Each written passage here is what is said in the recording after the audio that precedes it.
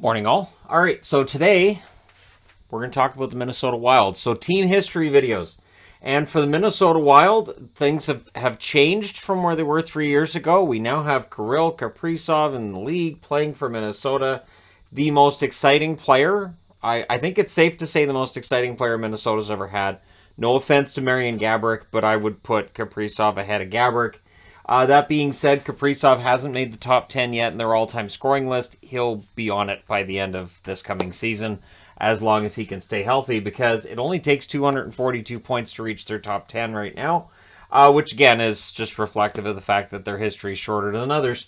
Mikko Koivu, the all-time leading scorer for Minnesota, in 1,028 games, he had 205 goals, 504 assists, 709 points. Mikko is also the only player whose number's been retired by Minnesota, the number 9. The other number that got retired was the number 1. That was retired before their first game for the fans.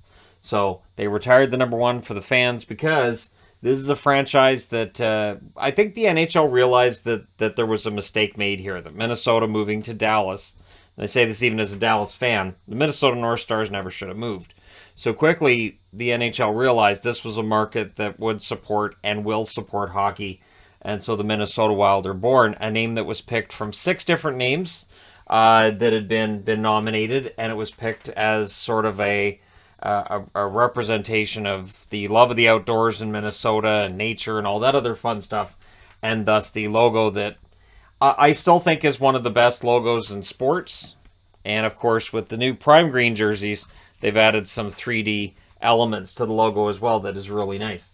Marian Gaborik, number 2 on their all-time scoring list. 502 games played, 219 goals, 218 assists, 437 games, or 437 points. Zach Parise, 558 games for him, 199 goals, 201 assists, 400 points for him as a Minnesota Wild player. And of course, then they bought him out, as well as Suter, who's number 4 on the list, in 656 games played, 55 goals, 314 assists, 369 points.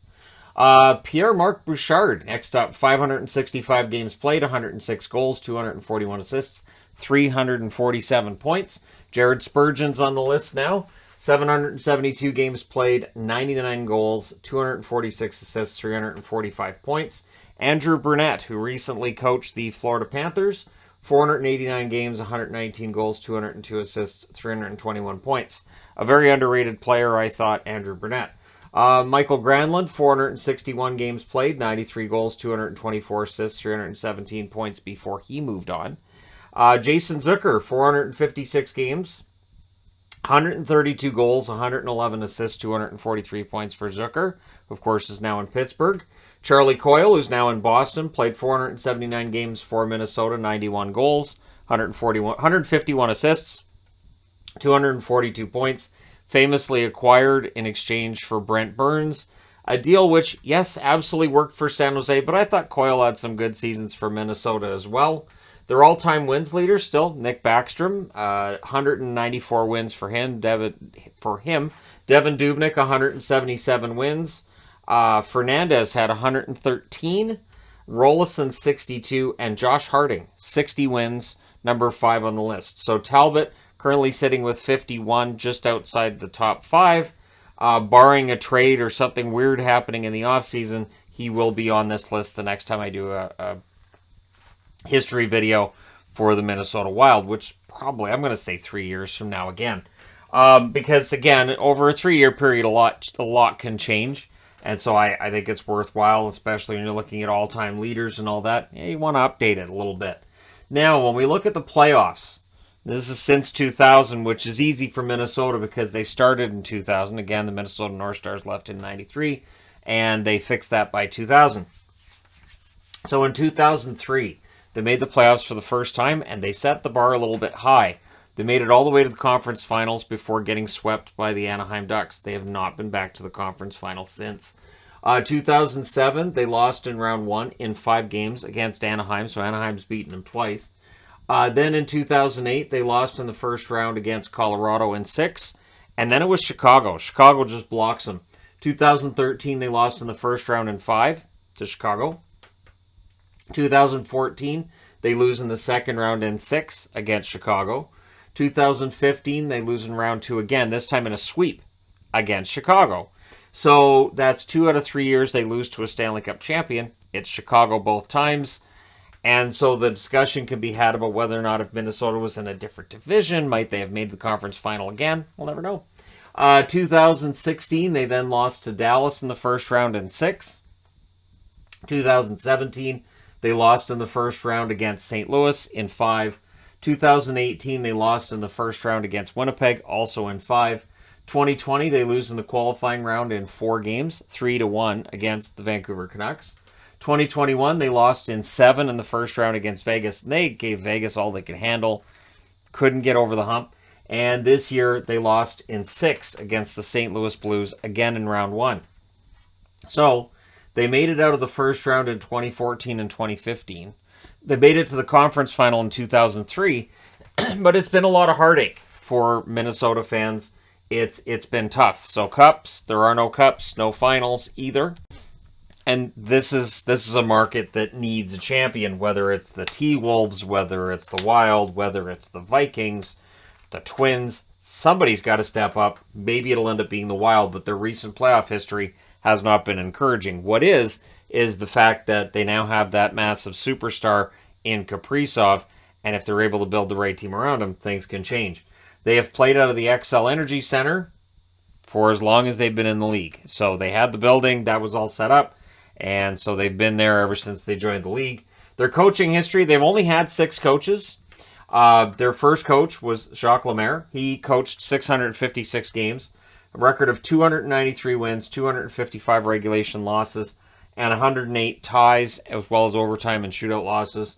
Dean Evason's their current coach, 132 games behind the bench for him in the regular season, and a record of 83, 40, and 9. So Evason's points percentage has been very good. The question mark then becomes one of, can he get them over the hump in the playoffs? And we're not quite sure when that's going to happen, right? And I don't think Evason's necessarily the problem in Minnesota. The goaltending, some of the defensive aspects of that series against St. Louis are things they're going to want to clean up going forward.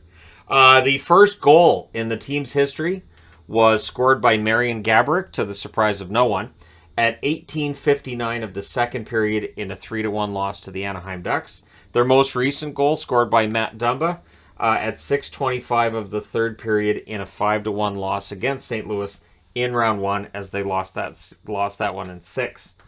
Their season records, right after we talk about the all-time penalty minute leaders, Matt Johnson, 698 in his time with Minnesota. Now, season records, Kaprizov, basically. Goals this year, 47. That's a new team high. Assists, he sets a team high with 61, which means a team high in points with 108. So very respectable season records now. And the all-time points leaders, I think, are going to start getting better over the next few years, too. As long as they keep these guys together, and I don't see any reason why they won't, other than we've just seen Fiala get traded yesterday. There's a lot of talk about the cap hell they're in because of the Parise and Suter buyouts. We'll see who survives and who sticks with this team as they try to navigate through this cap situation that they find themselves in.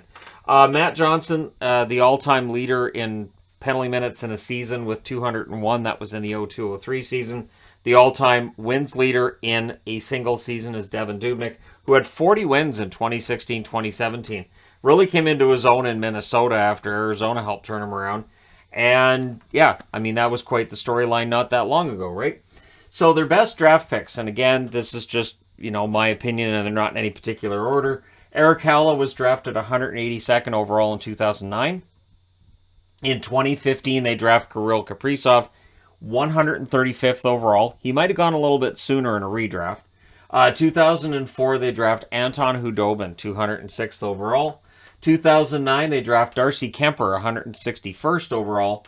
And in 2013, they drafted Carson Soucy, who was taken in the expansion draft by Seattle at 137th overall. Then when you get into first-round picks that have played less than 100 games, well, they've had first-rounders that have underwhelmed. Only one. Tyler Kuma, who was drafted 23rd overall in 2008, only played the one game. Now, if we get into ones that haven't played any at all, Zach Phillips, 28th overall in 2011, and A.J. Thielen, number 12 overall in 2004. So their drafting's been pretty good. This is the team that's done pretty well. But again, there are some busts who won't necessarily show up the way that I've got these draft picks done, but not egregious, horrible, oh man kind of busts. The earliest they've drafted is third. They've never drafted first or second. And we can have that debate about whether or not maybe that's held them back. For Minnesota, primarily throughout their history, they've been a defensive-minded team. They haven't had that superstar player. Now that they have Kaprizov, it has really changed the way that this team looks. They're far more entertaining. I enjoy watching their games now. And hopefully the Stanley Cup drought in Minnesota, that does extend back to the Minnesota North Stars, of course, as well. Hopefully that will change soon. But for the Minnesota Wild, so far, the storyline now compared to 3 years ago, the last time I did this, they've had 3 more attempts at playoff runs, and they've not been able to win a round in those 3 attempts. But again, Kaprizov being added is big, and I think figuring out what their goaltending is going to look like this coming season is important. Do you get Fleury to come back? Do you go with Fleury and Talbot, or do you look for somebody else, right? So the question I have as I look at all this is, when is Minnesota going to go on a run? Every team eventually goes on a run. So when are we going to see the Minnesota Wild actually go on a run in the playoffs and maybe win themselves a championship and give the state of Minnesota something to cheer? That would be nice, right? But let me know when you think that's going to happen, or if you think that's going to happen. If you don't think it's going to happen, let me know your thoughts. Don't forget to hit like and subscribe. If you're browsing your way through, you just happened upon this video. Thank you guys so much for watching, for all your support. I will talk to you again soon.